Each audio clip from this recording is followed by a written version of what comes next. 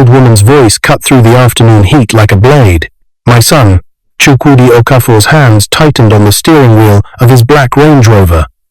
The air inside the car smelled like new leather and expensive perfume.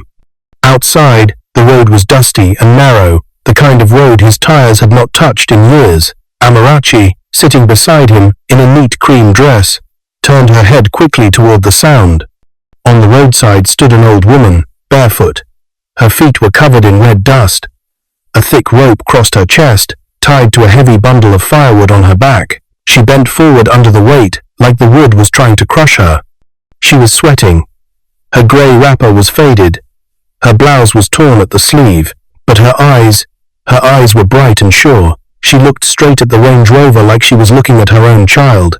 "My son," she called again. "Chukwudi." Amarachi's mouth fell open. "Did she just call you by name?" she whispered. Chukwudi's jaw jumped once. His face went hard, like a door slamming shut. The old woman stumbled forward, smiling through her tired face. "My son, wait, please." Amarachi reached toward the door handle. "Stop the car," she said quickly. "Please. Look at her. She needs help." Chukwudi didn't slow down. Instead, he raised one hand and pressed a button. The tinted window began to roll up slowly, quietly, like he was closing a curtain on her life. Amarachi stared at him, shocked. "Chukwudi, what are you doing?" Outside, the old woman lifted one trembling hand as if she could still touch the air where his face had been. "My son, it's me," she pleaded. Chukwudi's eyes stayed forward. His voice came out low and sharp. "That woman is not my mother." Amarachi blinked, thinking she heard wrong. "What?" Chukwudi forced a laugh that did not sound real. "She's a stranger. Some people in villages do that. They see a fine car and start acting." The old woman hurried closer, almost jogging with the firewood still on her back. "Chukwudi, Ifunanya's son. Wait." Two boys selling boiled corn by the roadside stopped and watched. A man on a motorcycle slowed down. A woman carrying a baby paused mid-step. People began to look. Amarachi's heart pounded. "Chukwudi, please. Even if she's not, she's old. She's barefoot. Let's help her." Chukwudi's mouth tightened again. His eyes flicked to the side mirror. He saw faces turning. He saw phones lifting. He saw shame, and he hated it. He opened his door slightly, just enough for his voice to carry outside. "Madam," he called coldly, "I don't know you. Leave my car. Stop disturbing us." The old woman froze. Her smile disappeared like someone wiped it away. "Chukwudi," she whispered, as if the name tasted like pain. "It's me, Mama Ifunanya." For 1 second, Chukwudi's face twitched just once, like his heart tried to speak, but he crushed it. He stared straight at her and said even louder, "I said, I don't know you." Then he shut the door fully. The window finished rolling up, and the car moved forward, leaving the woman behind in a cloud of dust. Amarachi turned in her seat and watched through the back glass. The old woman stood there, shaking, the heavy firewood still on her back. Dust settled on her face. Her hand hung in the air like she didn't know where to put it anymore. Then she slowly bent down, like the road itself was pulling her. Amarachi's eyes filled with tears. "Chukwudi, why did you do that?" Chukwudi's voice was stiff. "Because I'm not going to let anyone ruin my life." "But that's enough," he snapped. The car fell into a painful silence. Only the sound of the engine remained, but Amarachi could still hear that voice in her head. "My son." And what hurt most was this. The woman did not sound like a scammer. She sounded like a mother who had waited too long. Chukwudi Okafor did not like looking back. He liked glass buildings. He liked clean streets. He liked quiet places where nobody asked questions. He lived in Enugu's richest area, in a tall house with bright lights and a gate that opened like magic. His guards wore matching uniforms. His cars were always washed. His suits always looked sharp. People called him Chairman. Some called him Odogwu. On the news, they called him a young billionaire with a fast-growing empire. And for years, Chukwudi had worked hard to make sure his past stayed buried like a secret under cement. That was why he almost didn't agree to go home. It started on a calm morning in his mansion, when Amarachi stood by the window, holding her phone. She had been scrolling through wedding plans, venues, colors, guest lists. Then she said softly, Chukwudi, I want to meet your mother before the wedding. Chukwudi froze in the middle of adjusting his cufflinks. What? He asked, pretending he didn't hear. Amarachi turned, smiling. Your mother. I've met your business partners. I've met your friends. I've met your pastor. But I've never met your mother. Chukwudi's throat tightened. My mother is not really around. Amarachi stepped closer. Not around where? Enugu is where you're from. You always say your village is near. You even promised to show me your hometown. Chukwudi forced a smile. My mother is complicated. Amarachi frowned. Chukwudi, you're about to marry me. I need to understand your family. Chukwudi's mind raced fast. He pictured it clearly. Amarachi meeting Mama Ifunanya. Amarachi seeing the mud house, seeing the old cooking pot, seeing the firewood, seeing the truth. And then maybe, just maybe, Amarachi's rich friends would whisper, so that is where your billionaire came from. Chukwudi's stomach turned.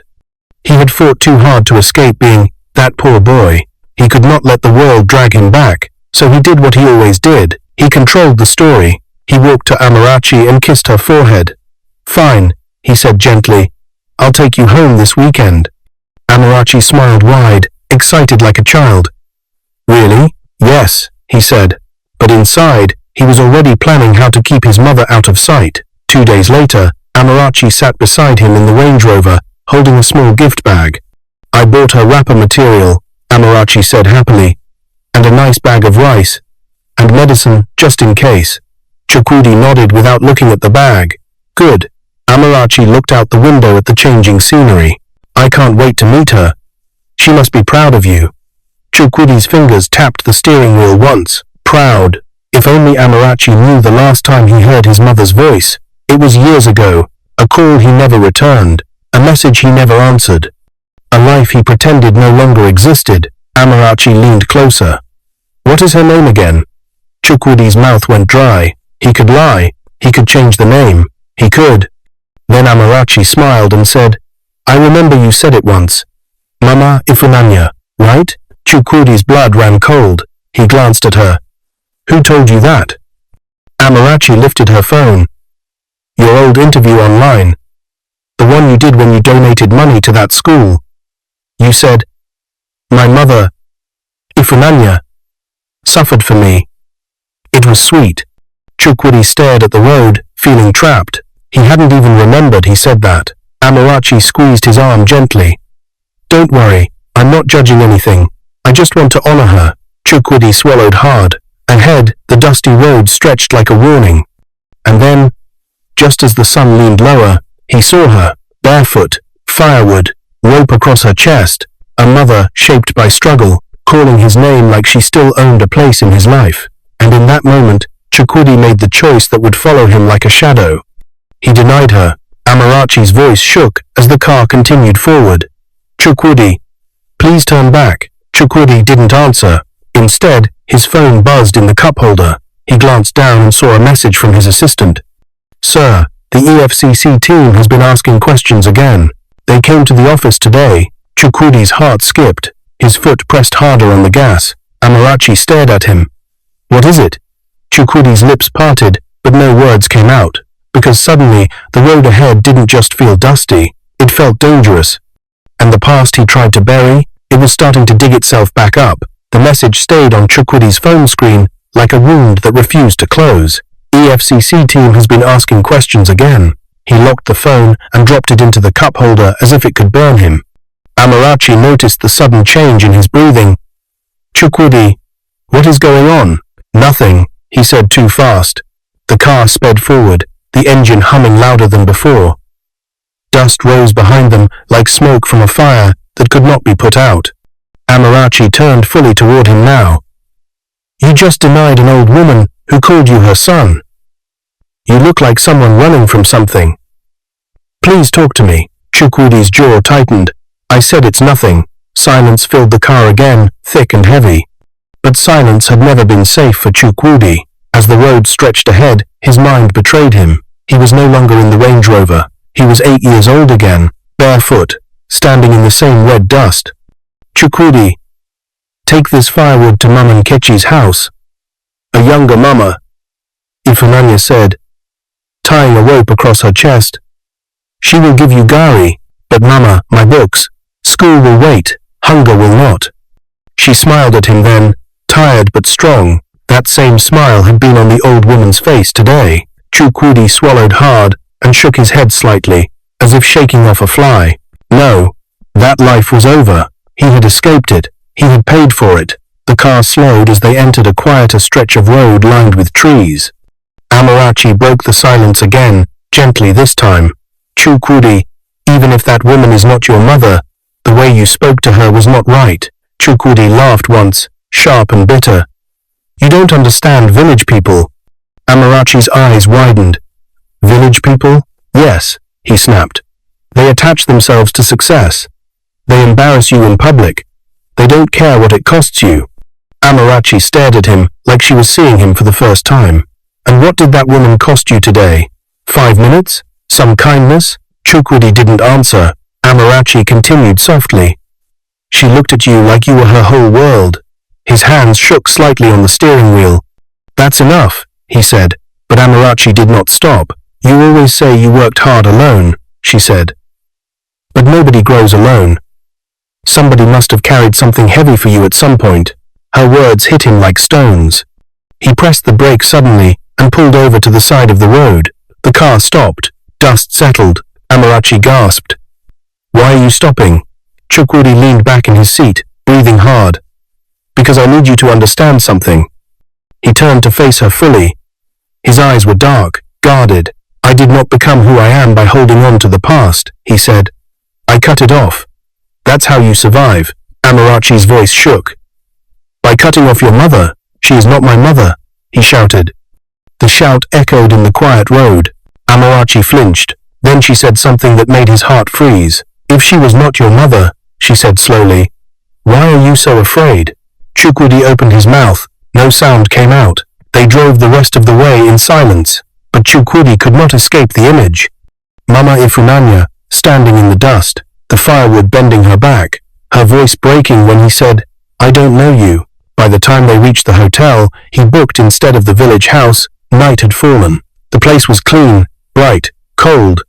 Amarachi went straight to the bathroom without a word. Chukwudi sat on the edge of the bed, staring at his hands. His phone buzzed again. This time, it was a call. Unknown number. He hesitated, then answered. Chairman Okafor? A calm voice said. Yes, Chukwudi replied. This is Officer Bello from the Economic and Financial Crimes Commission. Chukwudi's heart slammed hard against his chest. We would like to invite you for a conversation. The voice continued politely. There are some documents we need you to explain. Chukwudi forced a laugh. I'm currently out of town. That's fine, Officer Bello said. We will wait. But please don't delay. These matters tend to grow when ignored. The line went dead. Chukwudi dropped the phone. His palms were wet with sweat. Amarachi came out of the bathroom, her face calm but firm. Who was on the phone? She asked. No one, Chukwudi lied. She walked closer. Chukwudi, I love you. But something is wrong. And it didn't start today. Chukwudi stood up suddenly. You should rest. Stop pushing me away, she said. You denied that woman. Like she was dirt. Now you're shaking. Like someone afraid of the law. Tell me the truth. The truth. The word scared him more than prison. I've handled my business, he said carefully. Everything I have is clean. Amarachi studied his face. She had worked in finance long enough to know when someone was hiding. She nodded slowly. Okay. That one word hurt him more than shouting. She turned and lay on the bed with her back to him. Chukwudi stood there alone, and for the first time in years, he felt small. That same night, Mama Ifunanya reached her mud house. Her back ached. Her feet burned. She dropped the firewood gently and sat on a low stool. The house was quiet. Too quiet. She reached under her pillow and pulled out an old photograph. A young boy in a faded school uniform. Her son. She touched the picture with shaking fingers. He said he does not know me. She whispered to the empty room. Tears rolled down her cheeks. But she wiped them quickly. Mothers do not curse, she said softly, even when their hearts are broken. She lay down slowly. her breathing uneven. Outside, the night insects sang. Inside, Mama Ifunanya closed her eyes. Chukwudi did not sleep that night. He stood by the hotel window, staring into the darkness. He told himself he did the right thing. He told himself shame was dangerous. He told himself money fixed everything, but his chest felt tight. His phone buzzed again. A text message from an unknown number. My son, I am not angry. I just wanted to see your face once more. Chukwidi's breath caught.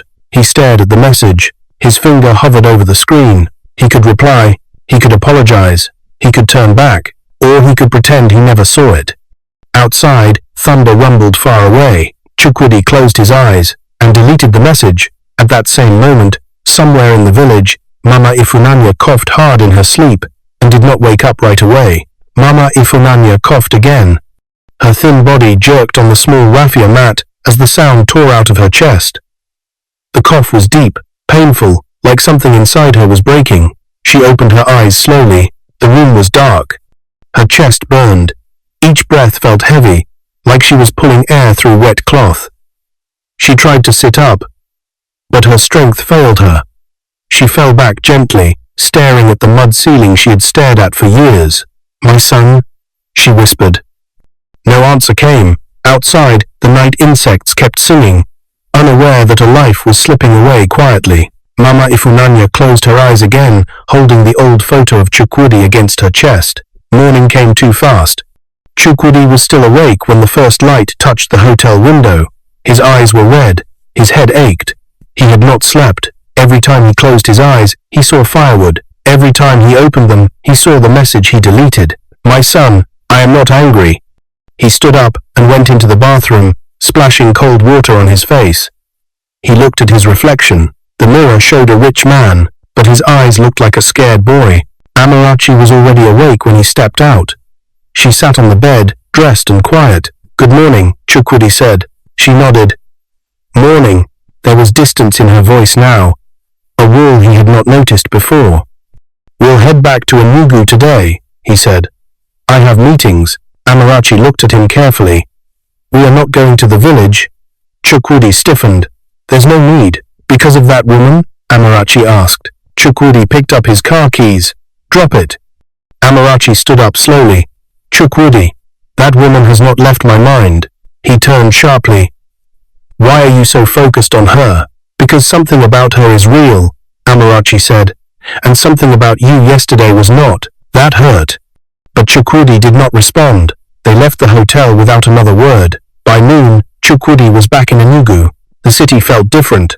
Whispers followed him. His phone did not stop ringing. Lawyers, partners, assistants. At his office, his secretary stood with shaking hands. Sir, the EFCC officers are downstairs. Chukwudi's chest tightened. How many? 4. He adjusted his suit. Tell them, I'll be down. Amarachi, who had followed him to the office, looked at him sharply. What is going on? Chukwudi forced a smile. Routine questions, but his legs felt weak as he walked toward the elevator. When the doors opened, the officers were already waiting. Polite, calm, deadly. Good afternoon, Mr. Okafor, Officer Bello said. We need you to come with us. People watched, phones lifted. The same eyes he feared in the village now stared at him in the city. Is there a problem? Chukwudi asked. Just questions, Bello replied. For now, those two words echoed in his head. As they escorted him toward the car, Amarachi rushed forward. Chukwudi, he turned and looked at her. For a moment, he wanted to say everything. About his mother, about the lies, about the fear, but the words stayed stuck. I'll be fine, he said instead. The car door closed, and for the first time in his life, Chukwudi Okafor was driven away without control. Back in the village, the sun rose over red earth and quiet homes. Mama Ifunanya did not wake up. Her neighbor, Mama Nkechi, came to check on her when she noticed the firewood still untouched outside. Ifunanya? She called, knocking softly. No answer. She pushed the door open. Ifunanya. The old woman stopped. Mama Ifunanya lay still, too still. Mama Nkechi rushed forward and shook her gently. Ifunanya. Nothing. The photo slipped from Mama Ifunanya's hand and fell to the floor. Mama Nkechi picked it up and gasped. It's Chukwudi, she whispered. Within minutes, the village knew. Women gathered, men removed their caps. A mother had gone. Quietly, without her son, Amarachi could not sit still. Chukwudi's arrest replayed in her mind again and again, but worse than that was the image of the old woman on the road, the firewood, the voice. My son. She drove back toward the village alone, not to confront, but to understand. When she arrived, the atmosphere felt heavy. Women cried softly, men spoke in low voices. She stepped out of her car and approached an elderly woman. Please, Amarachi said gently. I'm looking for Mama Ifunanya. The woman's eyes filled with tears. Ah, you are late. Amarachi's heart skipped. Late? She died this morning, the woman said. The ground shifted under Amarachi's feet. Died? She whispered. Another woman stepped forward. She was sick. She carried firewood yesterday like always. Then, she slept and did not wake. Amarachi's breath caught painfully. The road, the firewood, the denial. She felt sick. She had a son, the woman continued. A big man, rich. But he stopped coming. Amarachi's hands trembled. What is his name? The woman looked at her closely. Chukwudi Okafor. Amarachi felt like the air left her lungs. The truth hit her hard.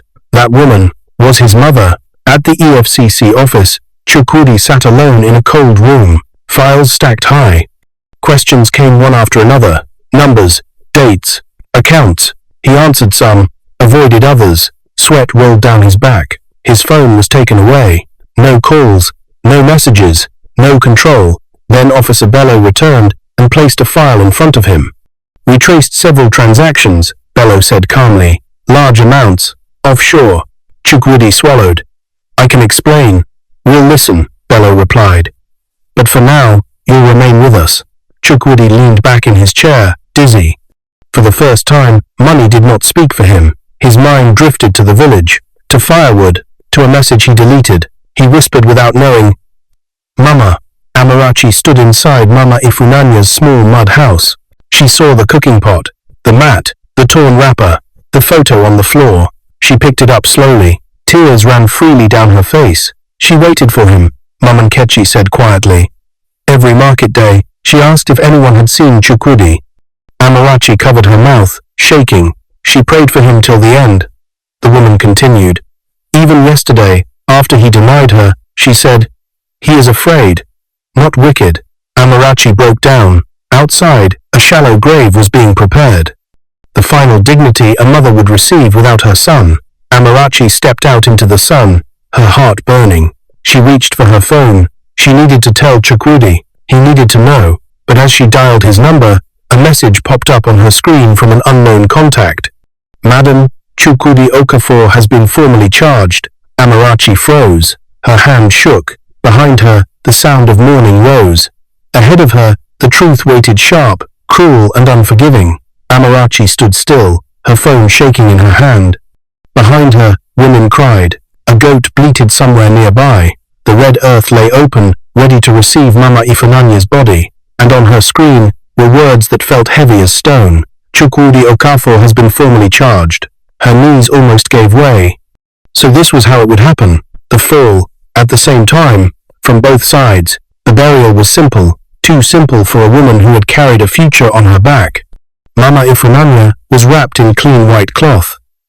No gold. No music. No speeches from powerful men. Just quiet prayers. Soft crying and the sound of earth hitting wood. Amarachi stood among strangers, but her pain felt personal. As the body was lowered, an old man cleared his throat. She suffered, he said slowly. But she did not complain. She raised her son alone. She believed he would come back one day. Amarachi closed her eyes. One day, that day never came. When the grave was covered, Amarachi stepped forward and dropped the wrapper material she had brought into the soil. I'm sorry, she whispered. I'm so sorry. The wind brushed her face gently, like a hand passing over a wound. In a cold holding cell in Enugu, Chukwudi sat on a narrow bench. The walls were grey. The floor was hard. Time moved slowly, like it wanted him to feel every second. His lawyer sat across from him. Papers spread out. It's serious, the lawyer said. Fraud, tax evasion, shell companies, they have evidence. Chukwudi stared at the wall. Can it be fixed? The lawyer hesitated. That depends, he said carefully, on how much you're willing to lose. Chukwudi laughed weakly. I'll pay. The lawyer looked at him with tired eyes. This is bigger than money. Chukwudi felt a strange chill. Bigger than money? Nothing had ever been bigger than money. Until now. Later that evening, a guard opened the cell door. You have a visitor. Chukwudi looked up, hope flashing in his eyes. Amarachi walked in. Her face was pale, her eyes were swollen, but she stood straight. Amarachi, Chukwudi said, standing quickly. Thank God. You'll talk to them. You'll explain. She raised her hand gently. Sit down, she said. Her voice was calm, but something in it scared him. He sat. Amarachi did not sit immediately.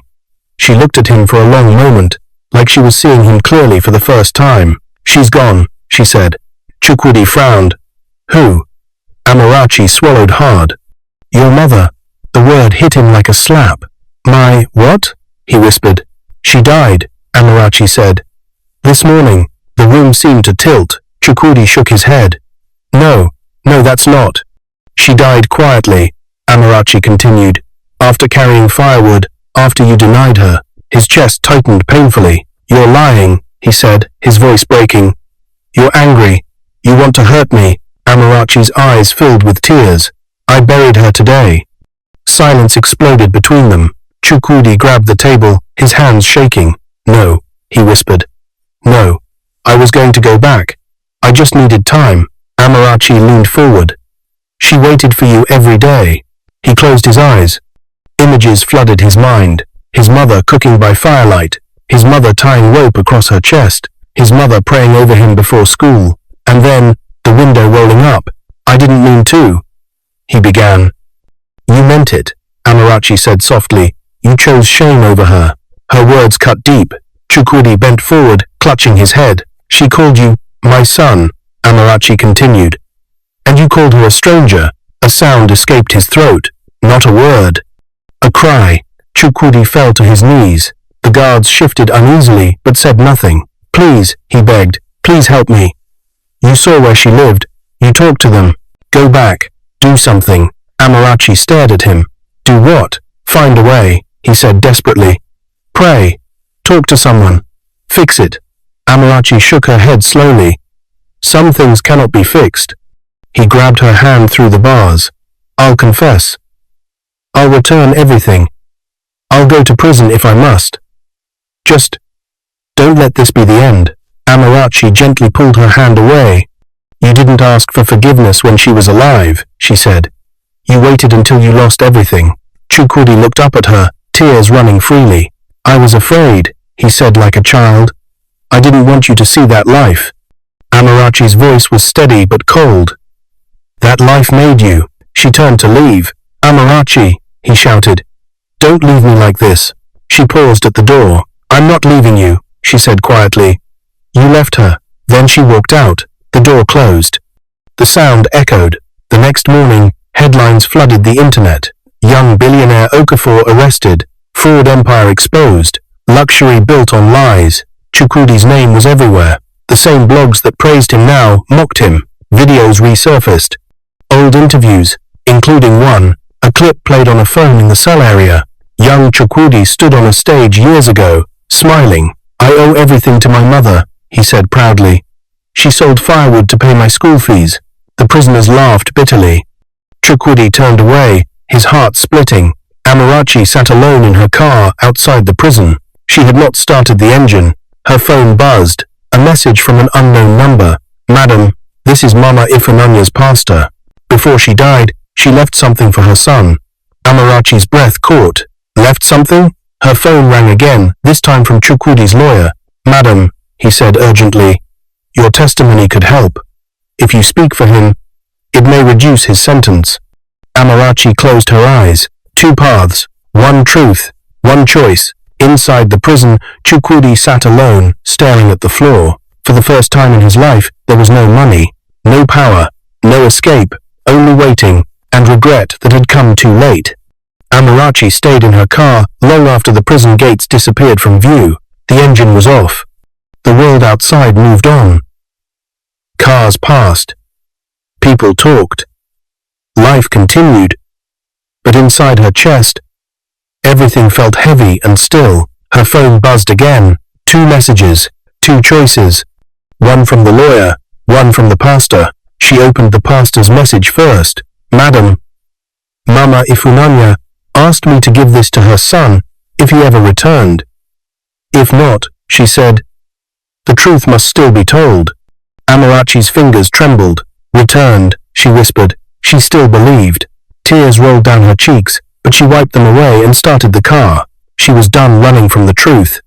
The church was small and quiet, with cracked walls and wooden benches, polished smooth by years of prayers. The pastor was an old man with gentle eyes. She talked about her son every day, he said as he led Amarachi into a small room behind the altar. Even when he stopped calling, even when he stopped coming, he opened a brown envelope and handed it to her. Inside were 3 things: an old exercise book, a small Bible, and a folded letter. Amarachi picked up the letter first. The handwriting was shaky but careful. My son Chukwudi, if you are reading this, it means I am gone or you are ready. I forgive you. Not because you asked, but because I am your mother. I prayed that success would not take your soul, but if it did, I still prayed for your return. Do not cry for me. Cry for what pride can do to a man. Remember where you came from, so you don't lose where you are going. Mama, Amarachi pressed the letter to her chest and cried. The pastor sighed deeply. She also told me something else. Amarachi looked up. She said if her son ever fell, it would not be because of enemies. It would be because he forgot her. Amarachi did not go back to the car immediately. She went somewhere else, the media house. By evening, the story broke not from bloggers chasing gossip, but from Amarachi herself. She stood before cameras, calm but firm. Yes, she said. The woman Chukwudi Okafor denied on the road was his mother. Gasps filled the room. She raised him alone. She sold firewood to send him to school. She died days after he denied her. Flashes exploded. Amarachi continued, her voice steady. This is not to destroy him. This is to tell the truth. She paused.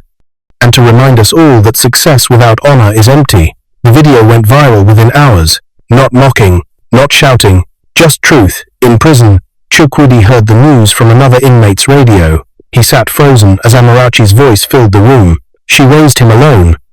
She died days after. His head dropped into his hands. This was worse than arrest, worse than prison. The world now knew, but worse than that, he knew. That night, Chukwudi did something he had never done before. He cried without holding back. Not loud, not dramatic. Just deep, broken sobs that came from a place money had never reached. Days later, Amarachi returned to the prison one last time. She did not come as a fiancée. She came as a witness. She slid the letter across the table. Chukwudi picked it up with shaking hands. As he read, his face twisted in pain. She forgave me, he whispered. Yes, Amarachi said. She did. He looked up, hope flashing in his eyes. Then maybe, but forgiveness does not erase consequences. Amarachi said gently. The hope faded. She forgave you as a mother, Amarachi continued. But life still answered you as a man. She stood. I will not marry you, she said softly. But I will pray that you become someone worthy of her forgiveness. Chukwudi nodded slowly, tears dropping onto the letter. I wish I had stopped the car, he whispered. Amarachi looked at him one last time. So do I. Years later, people would forget the exact amount of money Chukwudi Okafor lost. They would forget the length of his sentence. They would forget the cars, the houses, the fame. But one story would remain, the story of a billionaire who saw his mother carrying firewood and chose shame over love. Chukwudi served his time quietly. No interviews, no excuses. Every night, he read the same letter, and every night, the same thought returned. Prison was not his punishment. Knowing his mother died believing in him, after he denied her, that was. Success, that forgets its roots, becomes a curse. Money can hide shame, but it can never undo regret. And forgiveness, when it comes too late, hurts more than judgment ever could. What is your view about this story? Where are you watching from? Do well to let us know in the comments below, and don't forget to like, share, and subscribe for more interesting stories. Stay blessed.